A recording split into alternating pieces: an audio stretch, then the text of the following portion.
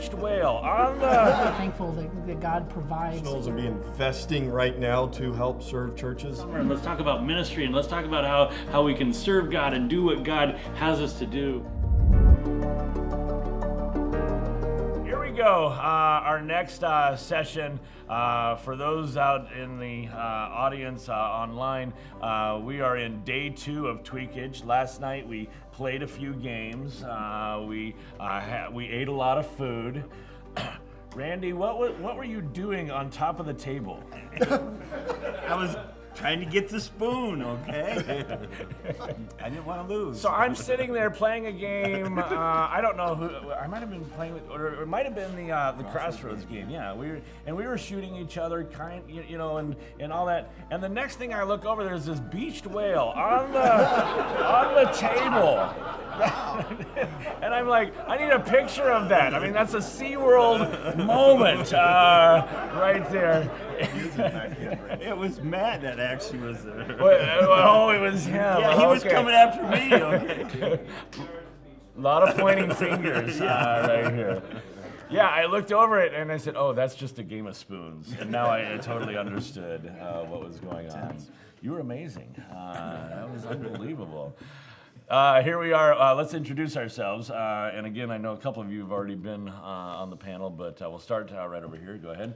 My name's Philip Drake, director at Mount Lucan Bible Camp in Harrisburg, Pennsylvania. Okay, my name is Sam Brock. I'm the director here at Ironwood, and I'm Randy Tanis, the camp director at Camp Chautauqua in beautiful Wisconsin, where it's 20 below zero. 20 below zero. And what is it out here? It's gorgeous. A solid 60 degrees, sunshine. Several people hike Soldier Mountain. How many of you hiked Soldier Mountain this morning? Oh my! Wow! Rolled down the sand dune. Had great fun there. So sunrise on the way up, right?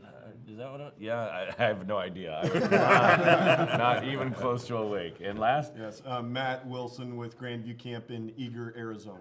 Okay, excellent. And we have a topic here, Surthrival tips for the next 12 months. When you guys were making your list, I mean, when you saw it, where did your mind first go? Before we start sharing the list, what were you? How did you put this list together? That's a good question.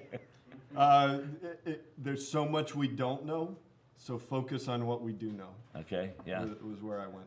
I realized after I wrote it, I'm like, I was not real clear about, like, is this roles or camp or personal or, like, how do I live through the next 12 months? And Anytime you coin a new word, you need to define it. Right, and I didn't help you guys at all in that one. It's just Surthrival.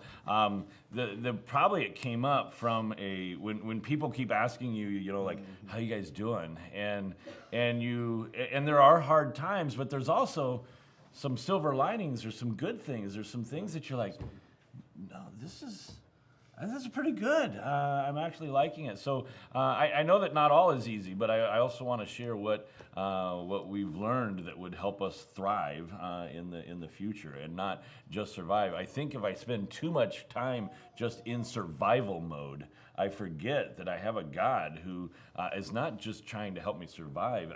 When you read Psalm 23, you see a situation where a person's in a very bad time, but feasting in that moment. I mean, that's just a really cool thing that it is hard, but it is really good. And so I'll be interested to see how we share some of those things. So let's just open it up and we'll get started. I do believe that on some of the things that we might share, some of us may chime in and be like, okay, I had something like that, and you might add to it. So we might not leave one topic if somebody opens a topic and we just kind of go away at it. So who wants to be first? Go ahead. I'll jump in. Yeah. I think fundamentally, and this is something that I have noticed already, is that I really believe Satan is just licking his chops right now as far as who he can attack, who he can discourage. So my first one that I wrote was just to go the extra mile to stay close to God, and to make sure that word intake is daily, because frustrations can happen, especially with the things that are changing daily and all the regulations and all that. We all know Satan is crafty, right?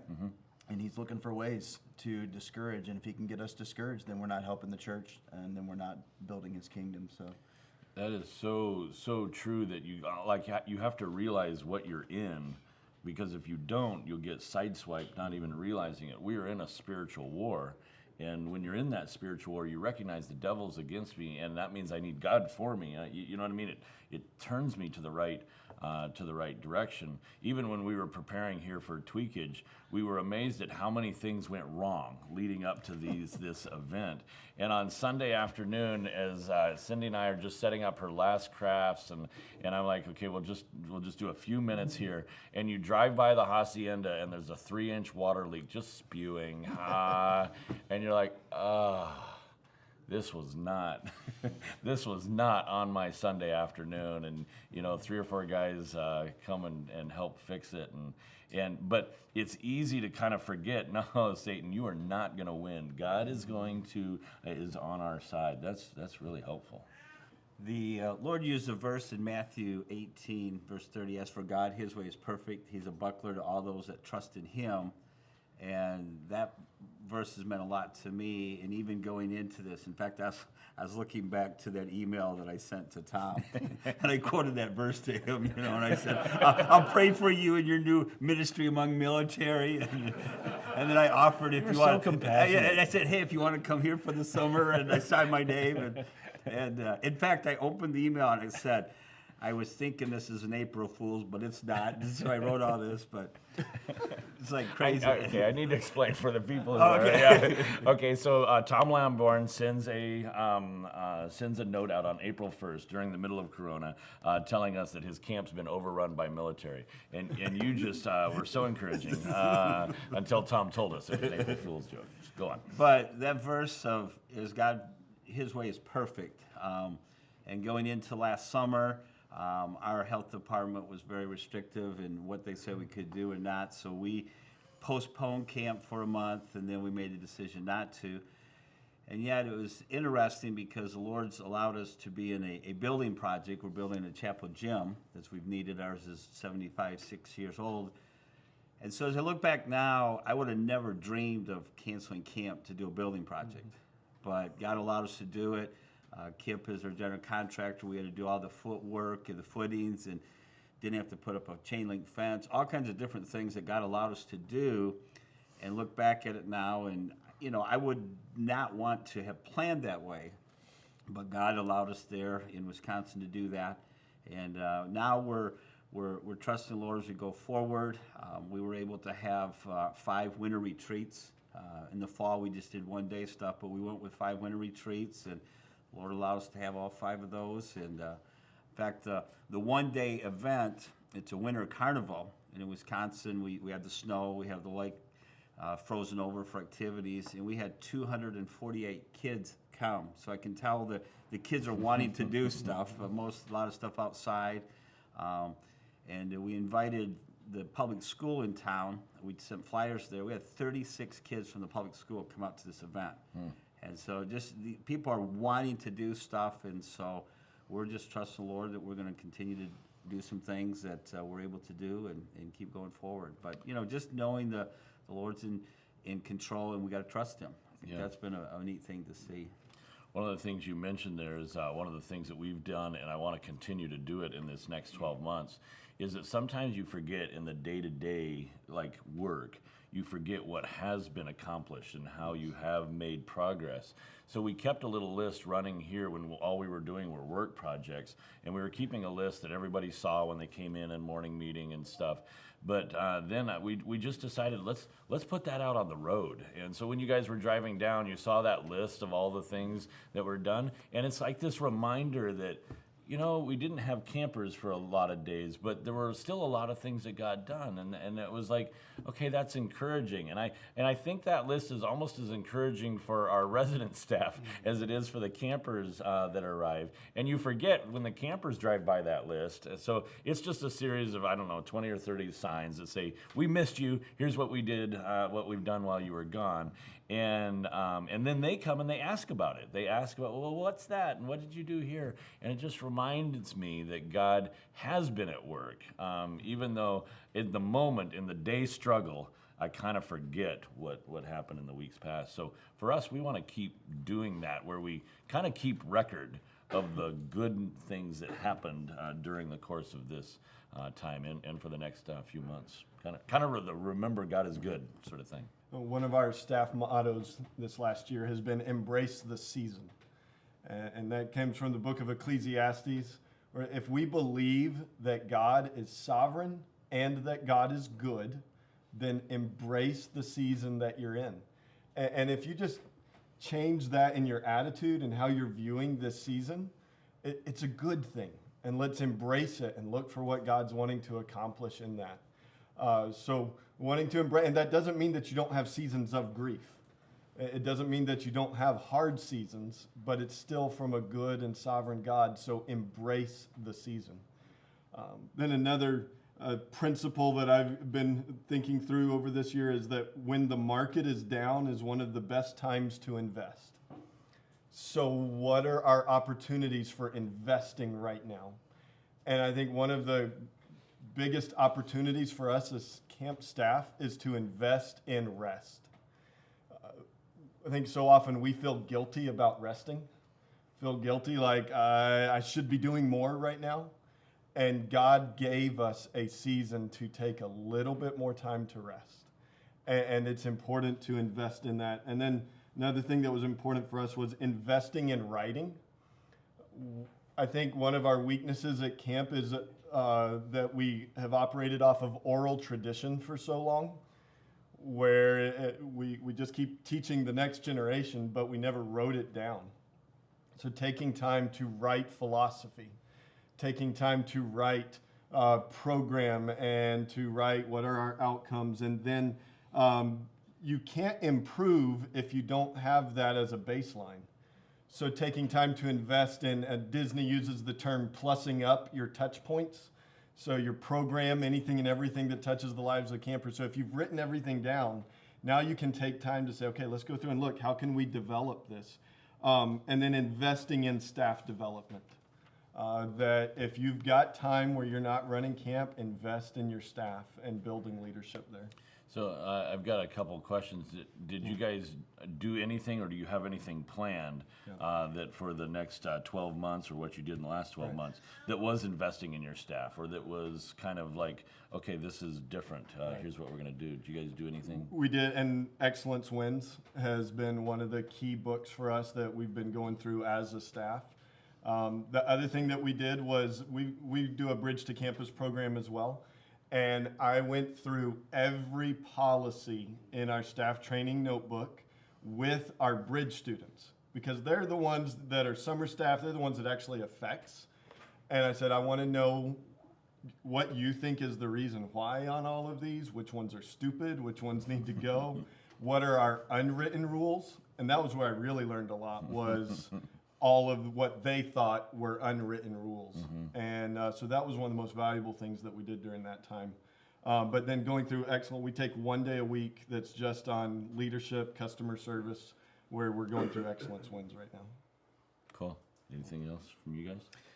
Yeah, and just to give a little context for those out here, so our organization has a gap year program, a group of college students that would normally, pre-COVID, be traveling the country, ministering to churches, Christian schools, and then all of a sudden, they're at camp full time, and that has changed a lot of, of the way that we've had to do things, and there have been frustrations through it. Let's be honest. I mean, we didn't normally have to feed them 24/7, and they eat a lot, and 24/7. 24/7, right? Putting locks on all of the refrigerators. Okay, 22/7. But through all of that, what we have realized is that what an opportunity to mentor more than we have been able to do that. And so my wife and I and some of the other staff members at camp, it's like we have these very captive young people that are very impressionable at this moment. They are trying to figure out what God's course is for them. They're trying to chart the rest of their life. What an opportunity, you know? And yes, it's going to mean more out of our schedule. It's going to mean some evenings. It's going to mean all of that stuff. And so I would say, moving forward, that's going to continue to be part of our philosophy, is to embrace that methodology change and to just be thankful for the opportunities that God has given us. And yes, that means more study, more planning, more of everything to try and not just to keep them busy, to make sure it's productive, that the discipleship actually happens, and that they're not just wasting their time and wasting their life away.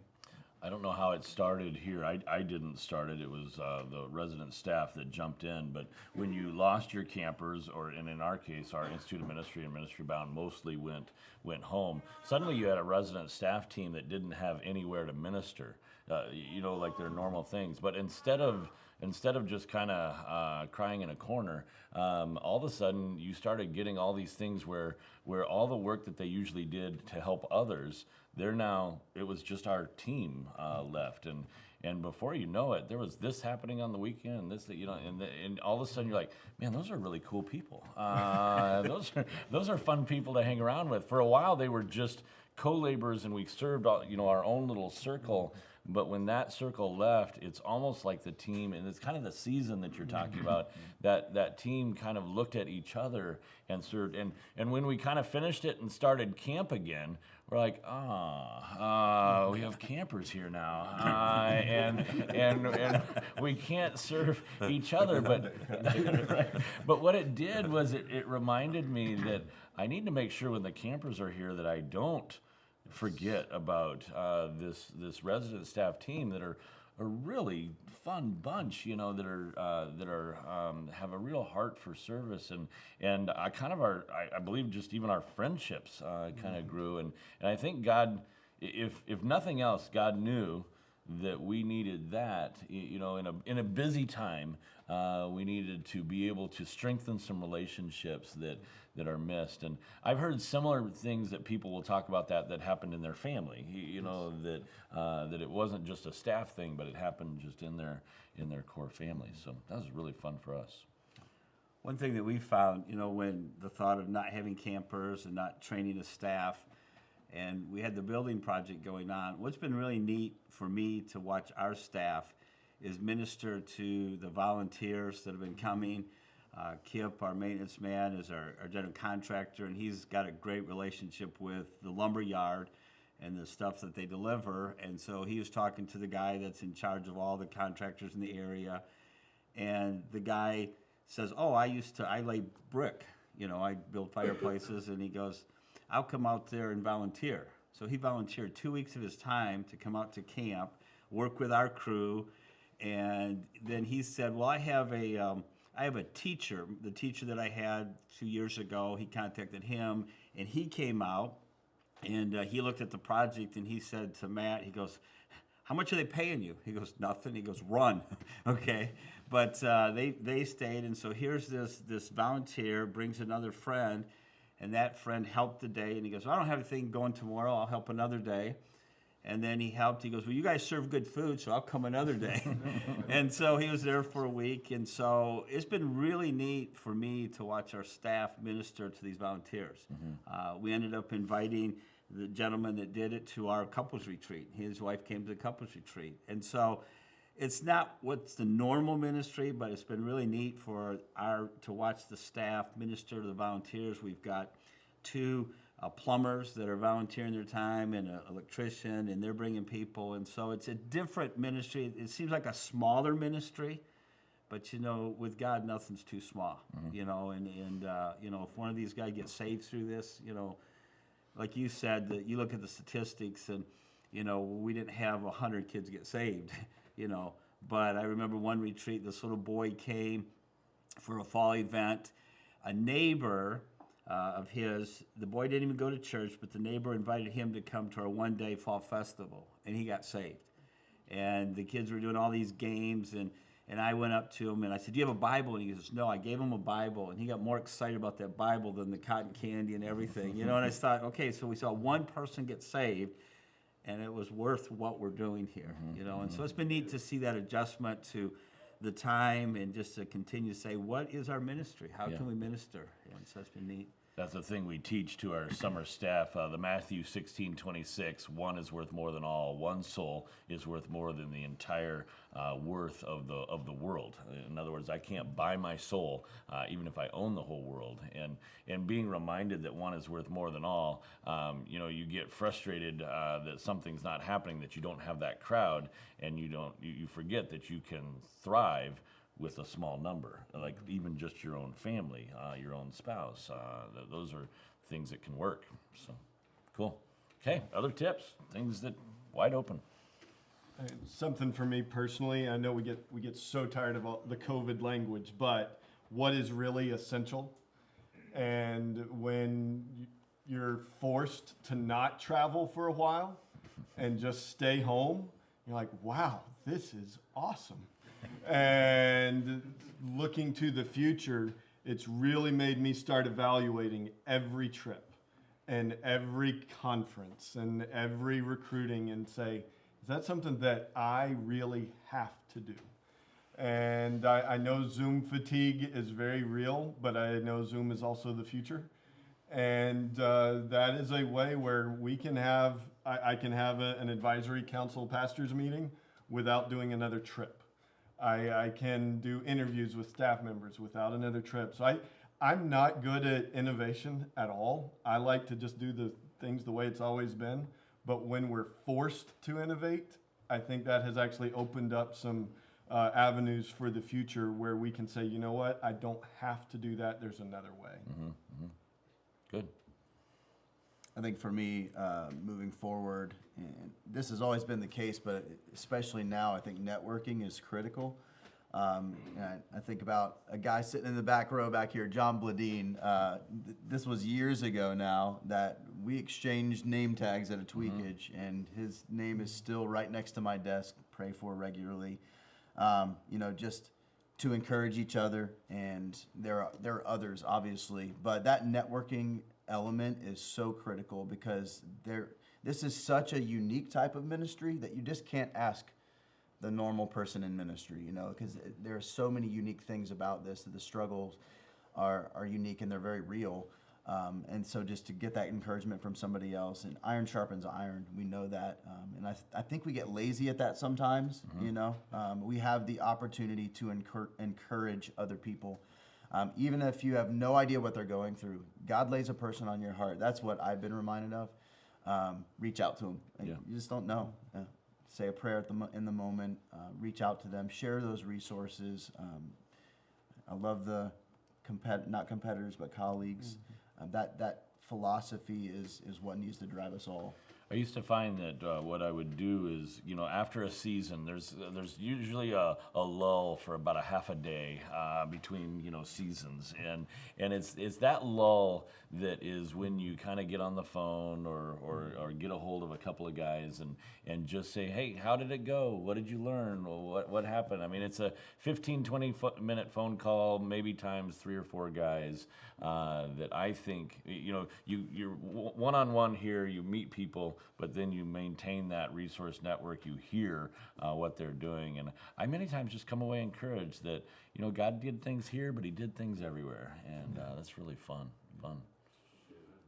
I'm going to share one that when COVID hit, we were in the midst in our IIM. I'll tell a short story here. We had like 6 or 7 guys that sat down with me and they said, you know, we hear all the stories of all the guys in the years past, and they did amazing things. Dean Loftus is in the building. Some of his boys were there.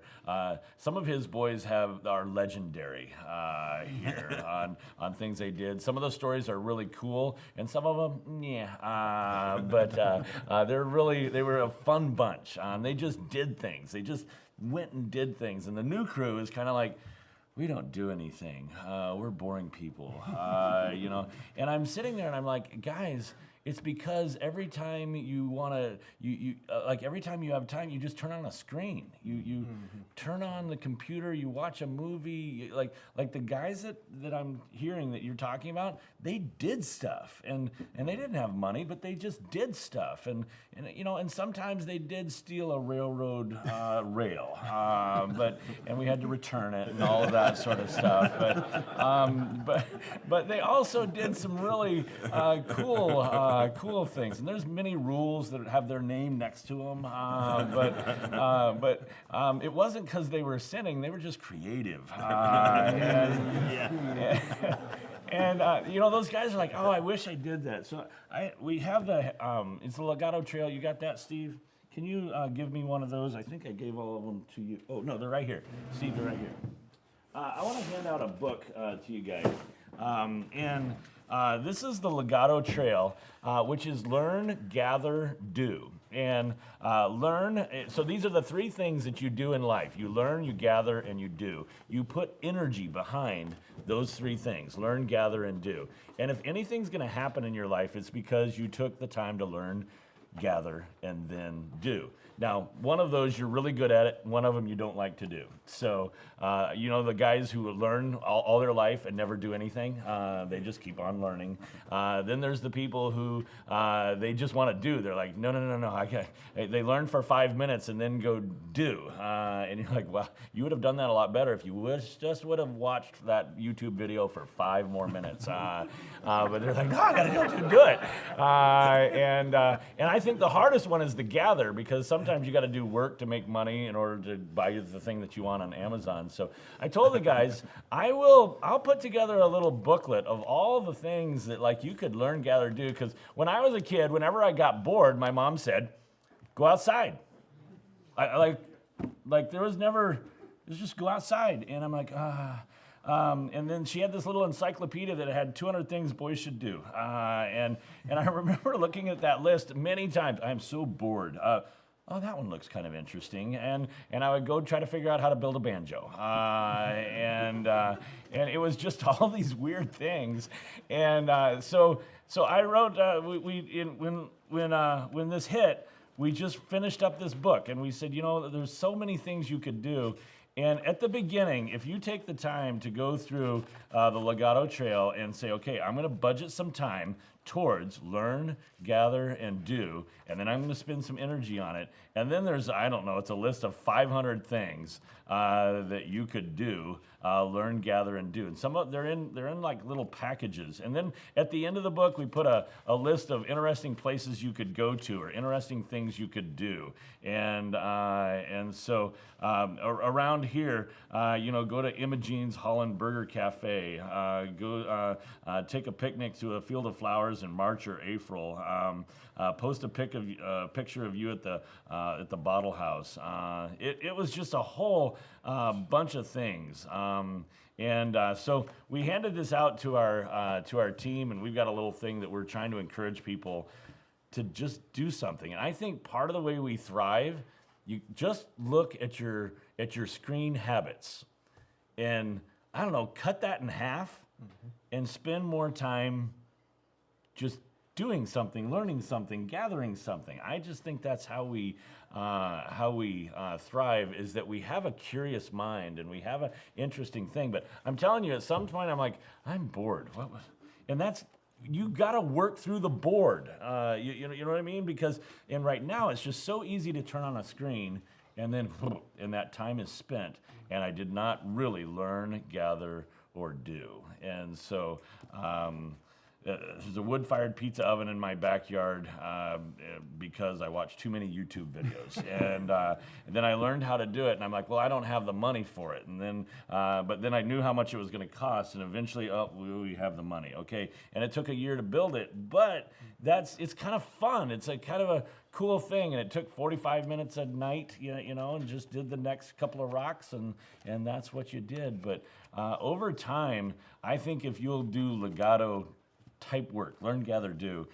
It's I don't know how God's going to use some of the things that you do, but I know that some of the screen time is just a waste of time. I'm not saying all of it, and I'm not saying that a movie isn't a good thing to do to relax or do that sort of thing. But boy, I kind of look at, man, more than 90 minutes wasted time in front of a screen. I'm like, okay, let's move on. So I know I got on a rabbit trail there, guys. Sorry. That's a good rabbit trail. Yeah. Any comment on that, or jump to another one if you want. So. This is not just related to the last 12 months, but it's something I think we learned from y'all that you do with Ministry Bound maybe. But our first 10 days of staff training, we asked them to do a media fast and put their phones away, because we noticed that we were getting to a point where on the weekends, staff were just on their phones. They weren't doing anything with each other. And we've done that the last 2 years. And that's one of the things that the staff come back and say, please keep doing that. Yeah. And it has transformed how they interact with each other the rest of the summer, because they put their phones away for those 10 days and built relationships. The thing that's going around right now in our crew is the concept of a day media fast, or 1 or 2 days within the week, so that you kind of have it in your mind. On Sunday and on Thursday, I'm staying off of social media. I'm staying off of the screen entertainment.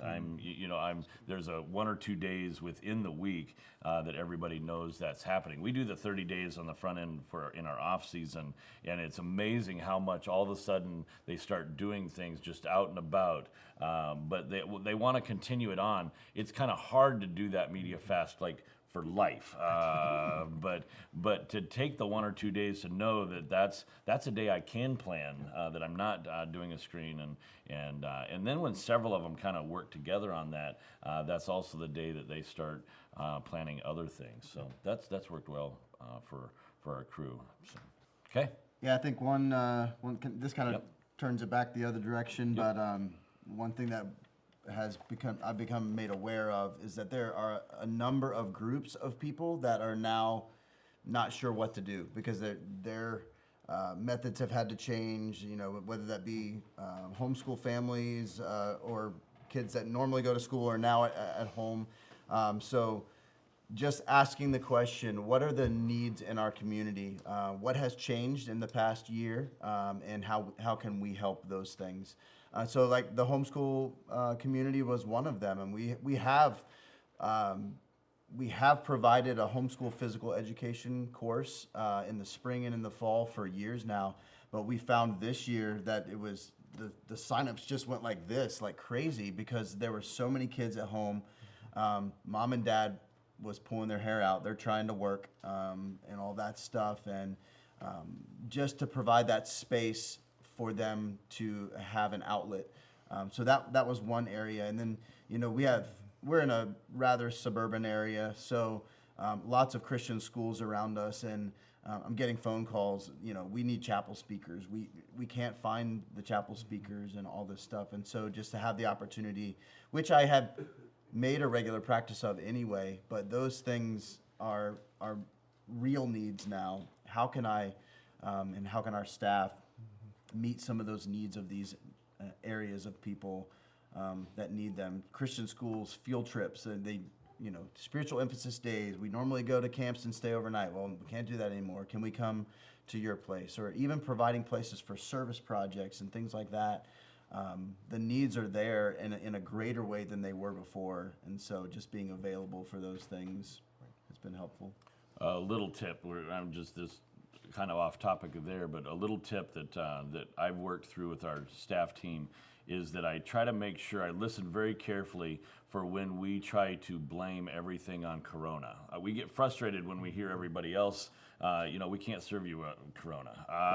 And I get frustrated with it, but it's so easy to fall into that's the easy excuse that we use. So in my mind, I'm like, I want to blame just as little as possible on Corona. It needs to be, so you can't blame everything on it, and there's a point where I'm like, I don't want to blame anything on it, and I don't know if I can go that far, but I get so tired of hearing that excuse. I don't want to use that excuse. I think I think I'm being lazy there when I'm using that for an excuse, especially to serve less or to not do as well. One thing that was a help for us early on in our decision making was getting input from people that are outside of our normal circle. I honestly, our camp can't afford a membership in 3CA, but they still have a lot of stuff on their Facebook page, their public page, and the American Camping Association that was very helpful. 3CA did a huge survey early on of, if you can come to camp, how many do you think will come? And they came back with the 80% number. And that seemed to pretty well nail it for the summer on, and so that helped us in our planning. And then I would look at, in our area, there are a couple camps that are huge, 1,000 kids a week kind of thing. And so I was looking at them, and I don't write hardly anything original. It's almost all copy and paste. And so when I was looking at COVID-19 updates, I would look at a lot of those camps, copy and paste what they were saying and put it into our COVID-19 policies and updates on there. So don't always just look for resources from this room's awesome because we have a lot of like-mindedness, but it's also good to look at the larger organizations and larger camps that are out there for some input on things. I'm interested in asking you guys about spiritual atrophy. So let me try to explain what's going on, and I think some in the audience may relate to this. When we were out of camp for several months, and then when we went back into it, it was just a ton of work to get back into the like even your mindset. You got used to not having campers, not doing that work, and some of your spiritual muscles were pretty weak. And I know for many of the camps here were seasonal, were just summer, and the last summer was different, and maybe we don't know what this summer will look like. But anything that you guys would share on how to kind of get back in the saddle, or how to when you don't do something once, and then what that does for the next summer. So, it's like when you don't run a summer, does that mean the next summer is going to be twice as good? Actually not, because you were almost out of practice. You didn't have the staff that there's a little bit of spiritual atrophy, I think, that happens in our lives. And how do we get back in shape, back in ministry shape? Any thoughts? One of the things we did, shifted gears for the summer, fall, and then we've been focusing on the building. But I reminded our staff as we're going into our retreats, I said, okay, the building's important, but we got to pull off of that. And remember, what's our focus here of camp? We want to minister in these retreats, and I want you there present to be with people. Our couples retreat, all of our staff and spouses, the 5 that are married, were attended the retreat and in the sessions. And just a reminder of, okay, what is our purpose here? And let's remember that's our purpose, that's our goal, is to minister to churches, to minister to people and see their lives impacted. And so I think it's just a reminder of why we're doing what we're doing. It's changed, it's been different, schedules are different, but let's remember what we're here to do and what's our purpose. Good. That's one of the things I've got down for the next 12 months is mission-driven decisions, and just constantly coming back to. So the day, I had announced the day that we were going to announce our decision on whether or not we were going to do something. And one of those camps that I was following was one of the larger camps in Arizona. The director of the camp's actually the mayor of the town. So I was like, if anybody's got inside info, this guy's got it. So they had their plans to reopen. I'm following them. And the day that I'm going to announce, okay, we're going to start camp here, they announced they were closing. And I called Steve Stodola, who's on our board, and I said, I was about to click send on the email when I saw that they just announced their closing. And he said, doesn't matter, what's your mission? And our mission's to serve churches. And if we have churches that still want to come, and we can, we're going to do that. Yeah. And so that was the thing with the staff all summer, was come back to what is our mission? And it's all, our mission doesn't change if camp is closed. That And our identity doesn't change if camp is closed. So we were doing Colossians, and it was in Christ at Colossae is the way it starts. So he said, well, we're in Christ at camp today. Tomorrow may not be, but we'll still be in Christ. And we can be in Christ at home. We can be in Christ at a different job, but focusing on our mission and our identity. And then another lesson that I learned to say a lot that I hope doesn't change post-COVID is, and that should have been there is saying, if the Lord wills. And I learned to say that a lot. We're having camp today, if the Lord wills. But that wasn't different before COVID, and it's no different after. Yeah. And so that's one of the spiritual lessons that I hope stays close to us. Yeah. The James 4 passage there on planning is very clear that you can plan, but it's still you don't know the future. So, when it came to the spiritual atrophy, I was okay with Rusty, and I wanted it to be so good. But it's kind of like watching a preseason game with any professional team. You're like, that's not much of a team. What is that? And the announcers they're not in game shape yet. All that stuff. But they're gearing up into it. So I just have to realize that when I'm going back to something or starting new, that Rusty might happen, and I've got to be okay with that as the leader of my team. I have to be careful not to expect perfection of a team that is still working on all of those little details. So that was kind of a mindset I had to be in. So I want to open this up to you to see if there's anything that you would share or any ideas that would be about thriving in the next 12 months. That in light of what has happened, that you may say, this was good for us. And then if you guys have anything else, you're like, no, I didn't get one in. You can jump in there as well. So anybody got one that they want to throw out there? For me, Yep. The encouragement I received from pastors during this time was very helpful to continue to thrive as a camp, that they had not forgotten us, that they were with us, they understood, and having a lot of those conversations with them over the phone, by way of email, and then seeing them obviously get behind us even financially when they knew that the camp was hurting. That really, that relationship with the pastors and the churches was a huge part of our staff being really encouraged and thriving during the difficult time.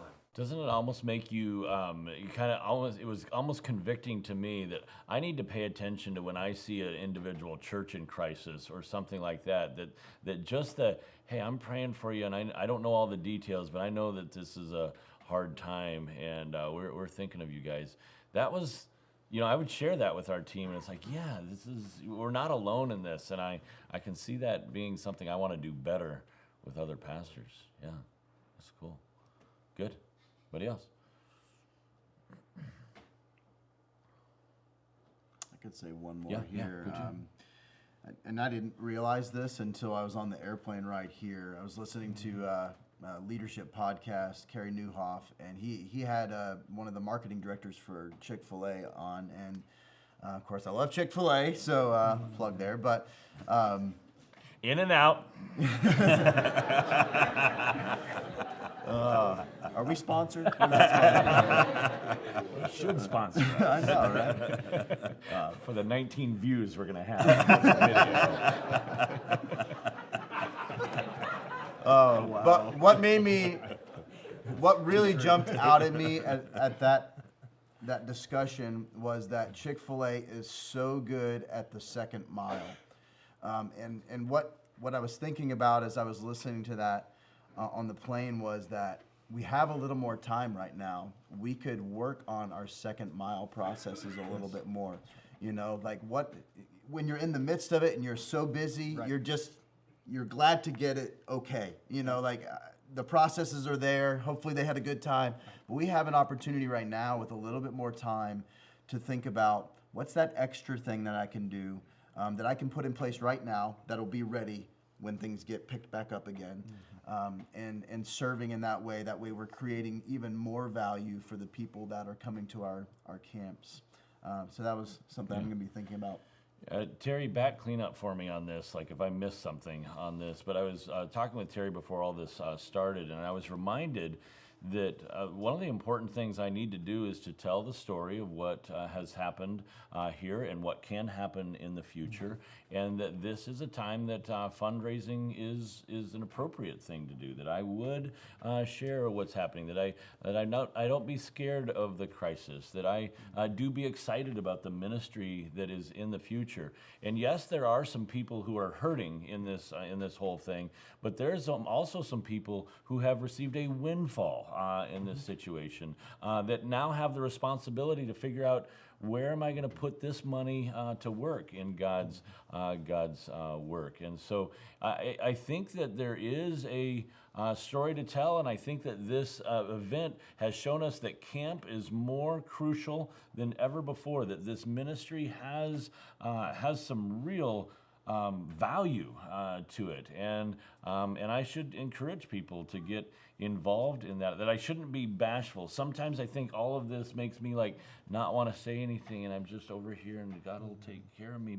And I know that that's true, but I need to let people know, boy, we don't want to just kind of make it through. We want to come out of this in a better spot than ever before, where it's like, wow, God has really blessed, even through something that was hard for many.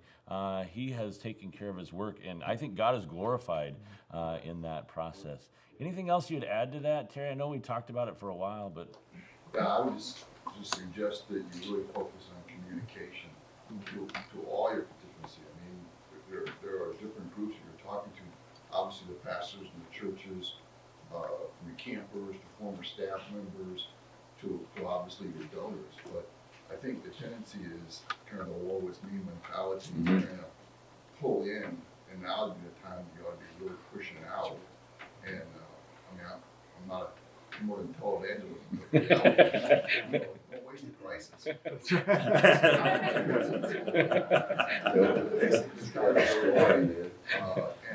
And obviously just sit here and listen. I mean, some wonderful things have happened to many of you over this time. Some miraculous things have occurred. It's like, tell those stories. Get out there in the marketplace and be excited about what God's doing in your ministries, as opposed to kind of just pulling back. This is not the time to be pulling back. Now is the time to be communicating with anybody and everybody.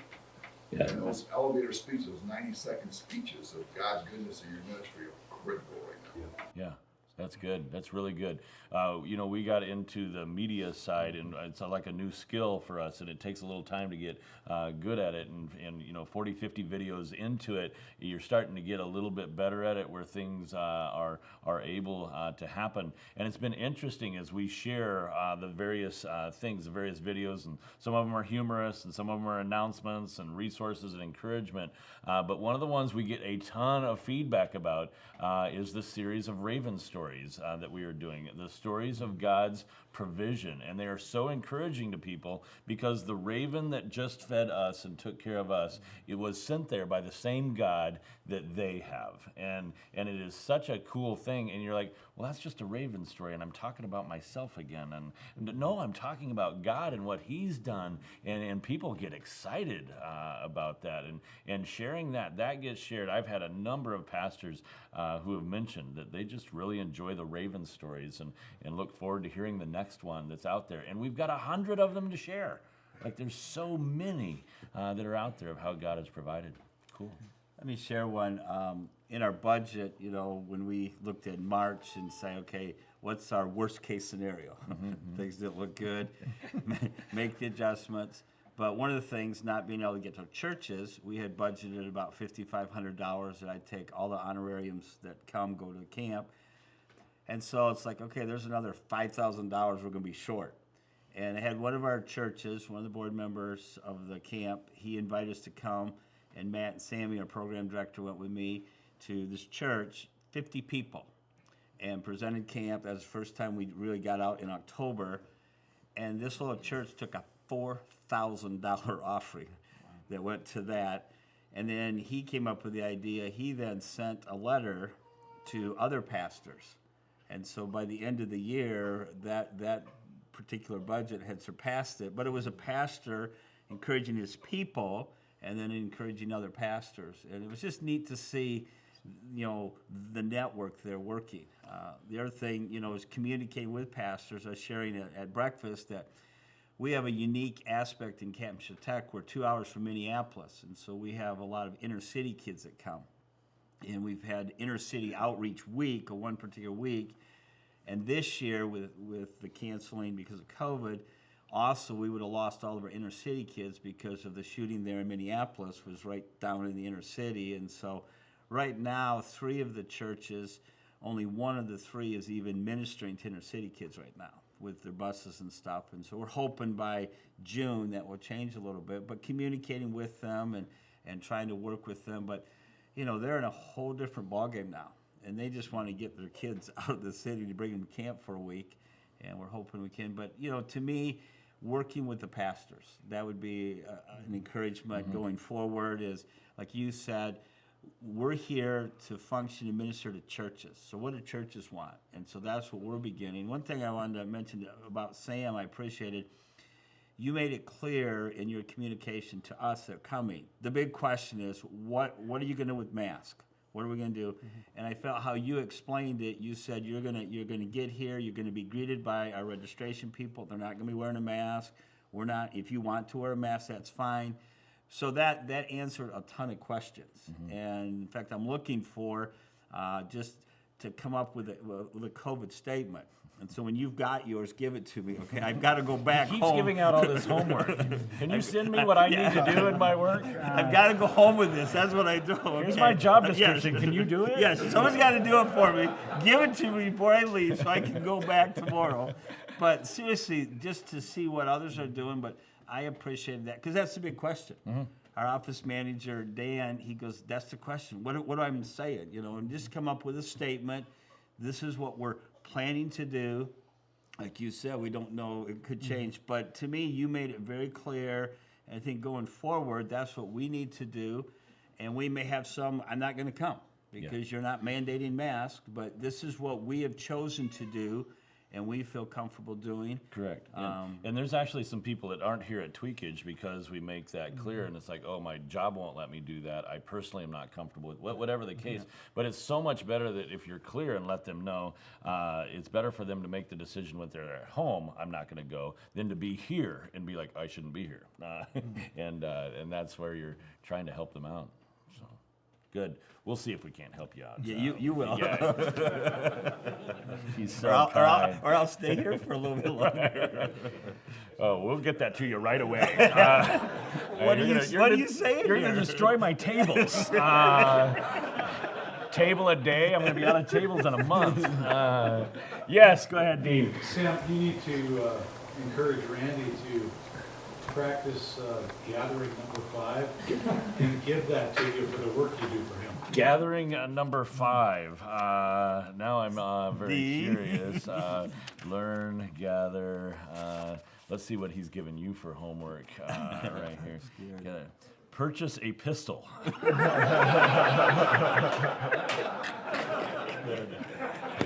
Thank you, Dave. That's harder this year than it's been in a long time. Look at think of how many pistols you get as you do work. That's right. That's right. Oh, that's fun stuff. Yep, go ahead. And if I can add I one opened more it up to them, and then you guys just started flooding it out. What do you got? One thought on the personal surthrival. Yes, surthrival. Challenging word to say. I mentioned yesterday we need to be ready for the fallout spiritually, personally, emotionally, for our campers, our staff. We need to be evaluating ourselves and seeing where we're at spiritually. And I know this year, and Mike mentioned it yesterday, I was really glad to hear him say it because I was thinking I'm right there. I have never been a person who struggled with anxiety before. Never been a person who really struggled with fear. That was just not the way God wired me. It was, full steam ahead. And this year, between all the uncertainty that, God brought in many different ways, with the, having a good friend's son who passed away, having, realizing I'm at a different stage of life where over the next 15 years, I'm going to experience a lot more grief than I did in the previous 15 years. Started to feel that fear and that anxiety, and almost became more anxious because of feeling something I'd never felt before. And so but that was good for me. I needed that, because faith that's never tested is not faith.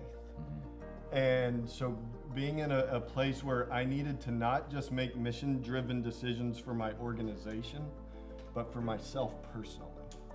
And to take that time to get spiritual rest and refreshment and invest in that side of things is something I think as we get ready to gear up and go back to 90 miles an hour, we need to stop and say, okay, God, what have you been doing in me spiritually, and what are those things that need to continue past this? In an episode like this that's so wide-ranging, that goes personal, spiritual, camp, is like it's all over the place. Really, the way you kind of work through this session is to pick one or two items that you'd say, okay, that's my takeaway from this one. It's so all over the place that you can't take all the notes and say, okay, I'm going to do all of those things. But the hope here is that you're challenged with one thing that will help you grow in your walk with God in the ministry that you are in. During the break that's coming up,